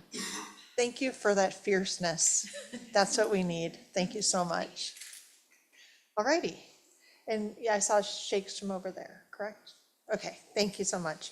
Okay, so that moves us on to section 13.0, information and discussion. There is none for this meeting. Section 14.0, unfinished business. There is none for this meeting. Section 15.0, new business. This is where we will discuss our legislative priorities 2025. Ms. Tress.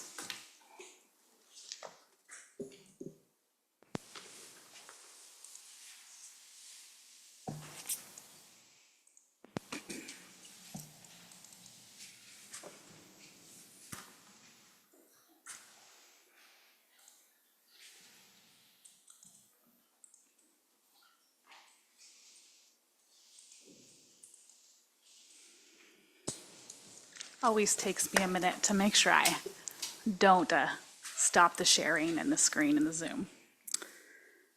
Good evening, Board of Directors, Dr. Saltzman, student representatives.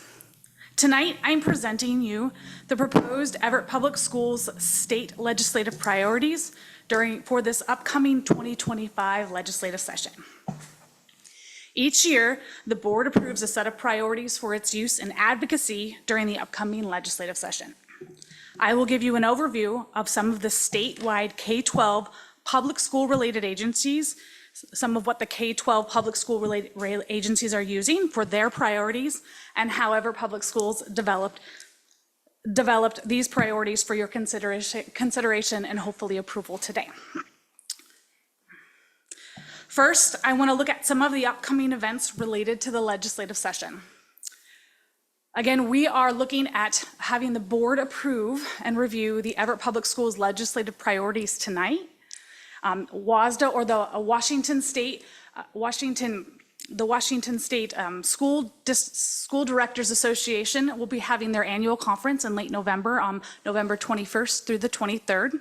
And then the state will begin its legislative session at the beginning of January, starting January 13th, and hopefully to end on April 27th. This is a longer session, so it is a 105-day legislative session. Prior to the legislative session beginning, the WASDA also has its legislative conference right before the beginning of the legislative session, January 11th through the 12th. Throughout the legislative session, Washington State will be setting its priorities for its 2025 budget process, ultimately preparing budgets for its operating, capital, and transportation budget for the state for the 25-27 biennium. As I mentioned in the previous slide, there are several state agencies provide different, several state agencies go through similar processes Everett Public Schools has done to set the priorities for the legislative sessions in the next year. And we'll be taking a look at some of those examples and some of those state agencies throughout this presentation. We'll be looking at the Washington State Board of Education, the Washington State PTA Associations, the Washington Association of School Administrators, and the Washington State School Directors Association priorities as a whole. Some of the common themes that we have seen throughout these legislative priorities for the state associations are really in kind of two major areas. One would be fully funding special education. In addition, you'll see often closing the gaps or looking at basic education funding as a whole. And so some of those focuses have been really on updating our models around material supplies and operating cost allocations, and updating the model around pupil transportation, as well as addressing some of these the funding allocations and staffing allocations within the models. Here's a listing of 3 of the state agencies and their priorities set for the 2025 legislative session. When we look at the Washington State School Directors Association, or WASDA's legislative sessions, their priorities are looking at special education shortfalls, looking at material supplies and operating cost allocations, updating and funding the prototypical school model, and student transportation. And then tonight, as we look at Everett Public Schools' proposed legislative priorities, we're focusing on fully funding special education, providing ample, stable, and equitable funding, and then funding safe, healthy, and contemporary school facilities. So I want to highlight how the district comes to those 3 major rocks as we look at to setting those priorities.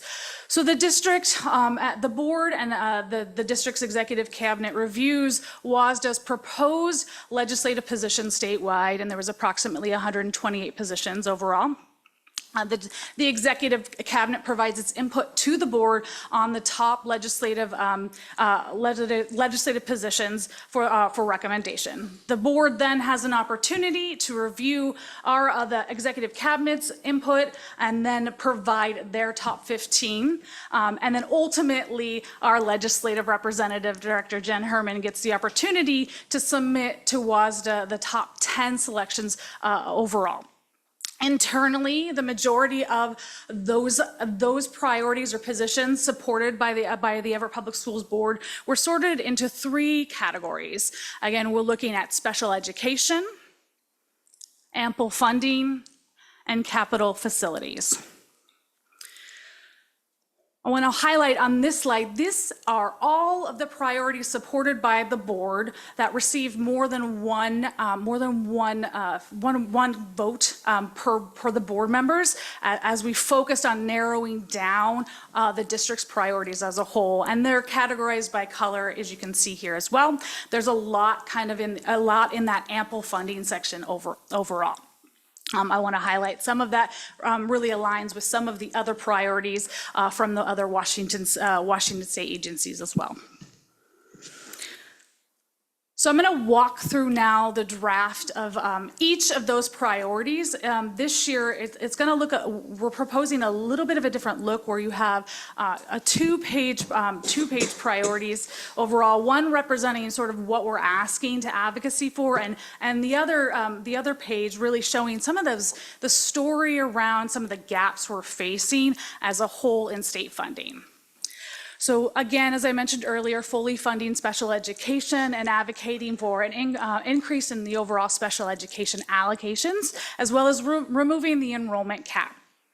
As you can see here on the graph below, you can see the past 3 years, the unfunded portion of our special education services overall. And this is state related. And so this is really focused on the state funding. And as a whole, over the past 3 years, the Everett Public Schools has been unfunded for about $27.3 million. And that really, those fundings are supported by our local levies. We're also looking at ample, equitable, and stable funding in 3 categories, really fully funding all aspects of basic education. And when we look at specific examples for Everett Public Schools, we're looking at our material, supplies, and operating costs, such as insurance, utilities, and some substitute costs. We're also asking the legislature to continue to provide more realistic staffing ratios in the prototypical funding model, and asking the legislature to consider ensuring equitable access to essential and critical supports and program services, including transition to kindergarten, multilingual learner services, physical and social and emotional safety supports, and technology resources. And I want to highlight just some of the examples of what that means for Everett Public Schools as a whole. If you look at our insurance and utility cost, which is considered a material, supplies, and operating cost, you can see over the past 3 years, we've been underfunded by about $2.4 million, and the gap is growing over those 3 years. One other thing to consider within that, in 2024, we actually did receive an increase in our material, supplies, and operating cost allocations, and the gap still grew. As we look at substitute cost overall, you can see here that the actual cost for us to have substitutes in our basic education programs is about $4.4 million over the 3 years underfunded as a whole. And then we are asking our legislators to fund safe, healthy, and contemporary school buildings under two different kind of priorities. One, continuing to support ongoing, sustainable, and reliable funding for safe and healthy contemporary schools, and really focusing on the construction cost allowance. And although the legislature has provided additional support, we're still seeing a gap between that construction cost allocation and the funding and the actual cost overall.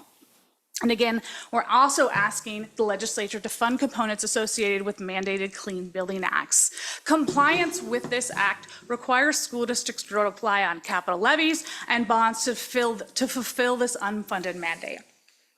And in addition, we may also see costs to our basic education programs to manage the overall and administer the compliance with this in future years as a whole.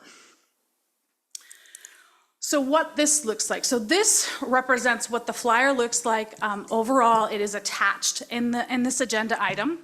And this gives you a sense of the front page of asking what we're asking of the for legislative advocacy, and then also to provide examples to our legislators on some of the unfunded aspects of our state funding. So I ask the board tonight if they have any feedback or comments, and as well as I ask the board to approve the 2025 legislative priorities as we go into advocacy for the next session. Director Herman? Actually, the presentation was fantastic, Ms. Tress. So thank you for comprehensively just walking us through the process. And what you've done is really take what we've identified as a board and also put it in context statewide. So I am excited to move forward with this. I do think it is part of our responsibility as a district to let our legislature know what's working, what's not working, just as we ask our advisory councils to let us know what's working in our district to make it better. So I'm really excited about this document and curious what other directors would like to say about it. Hopefully we can, ideally we would approve it tonight, but we can always take more time if needed. Dr. Atkins, do you have anything? Yeah, I think that it's well done and it's short and succinct and, we only get so much time before our lawmakers, and our lawmakers are very busy people that probably aren't going to take long when looking at these flyers. So I think having the information just really readily available is going to be key to making sure our representatives know our needs. Students, did you get a chance to look at it? Have any feedback? Yeah, like Director Atkins said, I was there last year, and they do go very fast and have the legislators talk to you. So I'm happy it's very concise and very accurate, and I'm happy to see where it goes. I really can't wait to see where this goes to. I just have one, I gave feedback on the first one, but I didn't have a chance to give feedback on this one. For fully funding the first bullet under ample, stable, I feel like we acknowledge the legislature's efforts to fully fund basic education gives them an out. And I'm wondering if we acknowledge the legislature's efforts, comma, however, we need to fully fund basic education and all those other things. If we just move the however sooner, because I don't think they're fully funding basic education. And yes, they are trying, but however, I don't know if anybody else it's a passive voice to say, you're trying, but if we just move the however. It's more than moving a however, but it's some grammar stuff. But it would be, we acknowledge the legislature's efforts, comma, however, or period, however, fully funding basic education, funding for other components of basic education, all those things are still needed. Dr. Herman. For me, that first sentence is literally just I think as a state, we thought the prototypical school funding model that was intended. And it is sort of a nod to appreciating the effort. And then all of this is really identifying the gaps and so I think I can see where you're coming from on that, but I think it's a small acknowledgement of effort, and then all of this is really why it's not meeting our needs. Okay. Director Atkins, your thoughts? I definitely feel that we don't necessarily need to acknowledge the legislature's efforts to fully fund education. I mean, the fact that it took them a court order to do so. And they haven't sustained it. Yeah. I mean, I'm stuck with being polite versus. And I think in the interest of, again, imagining that you're a lawmaker, you're going in and out of 15-minute meetings, you get this flyer, as much as we can to just eliminate, I guess, wasted text. I think that that's really important. And so I at least would agree with eliminating that section, that we acknowledge the legislature's efforts to fully fund basic education, however, and just center it on that funding for other components are not, hasn't kept up. I'm being less polite, sorry. It sounds like we have two directors. If you want to take out that statement, I think it's a fairly easy edit. So what I would recommend, and I would ask the board for, is that I allow me to edit that, remove that first sentence, and then, but continue to go forward with approving the legislative priorities with the removal of that first sentence. That first sentence in the however. Yes. Yes. I think we could, then just, we'll, with that edit. With that edit. Okay. And we can provide a finalized version in a Friday report for you as well. Any other, because it'll go to second reading, but that's not until December, and we have a meeting before our meeting in December. Correct. So, With that edit. yeah. So any questions, students? Did you understand what we did? Okay, so I'm going to do this weirdly. Any comments from the peanut gallery? Just checking the date of the next board meeting, that's right. The date of the next board meeting is December 10th, and the intent is to meet with our legislative representatives prior to that. Yes, okay. So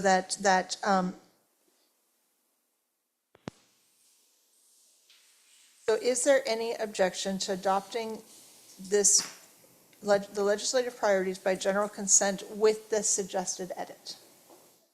Seeing none, it is approved with that suggested edit. And if you can please put it in a Friday report so the other board members that aren't here can see the change. And then we'll have it available to us when we meet with legislators on the 3rd, and then have the second reading on the 10th. But at least we can still keep it in draft form. That makes sense when we meet with, because it won't have gone through second reading yet. Or does it have to go? Approve it, final approval? As amended. Apologies. Is that okay? I think it's fine. I just thought everything we did up here went to second reading, but I can make a motion to first and second reading by general consent that this is approved with the edits. Thank you. Thank you. Thank you, Board of Directors. Thank you, Dr. Saltzman. My loosey-goosey up here. Sorry for my sass. 16.0, upcoming agenda items. Dr. Saltzman, what is planned for upcoming meetings? Yes, thank you, Madam Chair, Board of Directors, and the public this evening. The November 19th special meeting, Board will participate in midterm evaluation. At the November 21st special meeting, the Board will attend the Washington State School Directors Annual Conference. December 10th regular meeting, the Board agenda will contain the following: a performance by the Evergreen Middle School Choir, the annual Board reorganization, a recognition for the core value champions for the value of equity, the August, September, October, and fourth quarter financial reports and fiscal outlook, ASB constitutions, OSPI consolidation of equity sustainability grant, and finally, the class of 2025 progress to graduation. Thank you, Madam Chair. Thank you. That moves us on to section 17.0, executive or closed session. There is none for this meeting. And we will close with section 18.0, adjournment. This concludes this November 12, 2024 regular meeting of the Everett Public Schools Board of Directors. This meeting is now adjourned.